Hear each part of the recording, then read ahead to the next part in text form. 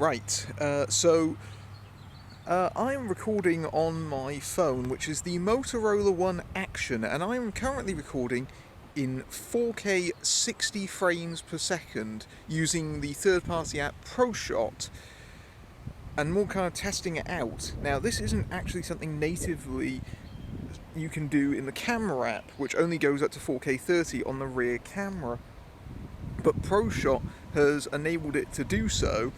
And this is the only mode where it enables 4K 60. The front camera, which can do 4K 30, does not go to 4K 60. I'm walking very gently because there is no stabilization, and ProShot doesn't seem to be able to enable the stabilization for 1080p that this phone does have in its native camera app.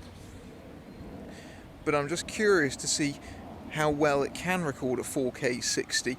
And whether it does actually output 4K 60, I have my doubts, because I did do a couple of little tests, and it said it was more at 45 frames per second. But even so, the fact that it still manages to effectively hack the camera somewhat is a bit neat.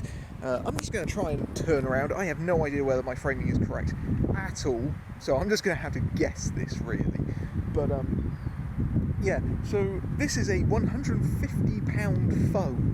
So I wasn't really expecting 4K 60 to be unlocked by ProShot. I wish that they'd fix the stabilization thing, because otherwise I'd pretty much use ProShot for everything I use my video for. That would be very useful. But even so, how well do you think things are going here right now?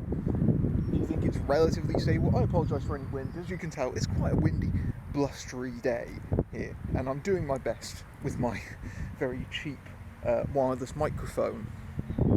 But either way, I just wanted to test this because, I was just curious to see how it worked. Of course, the Motorola One Action's big selling point is also the action camera, which you hold in the vertical position. It's a wide-angle camera, and in the native camera app, you can't use it for photos. It's only for video. But ProShot also manages to hack the camera, allowing it to be used for photos. Now, in the specs for this phone, it's claimed to be a 16 megapixel camera. I think that Motorola did a little bit of fibbing there. It's actually a pixel binned camera, because those photos come out at 4 megapixels. So, of course, that's what there, bring it down, 4 megapixels. Do I also wish that ProShot had the stabilization to really use that wide-angle camera, and I can hold it vertically, vlogging, and not have to worry about my framing like I do with the main camera right now? I don't know if I'm in shot at all.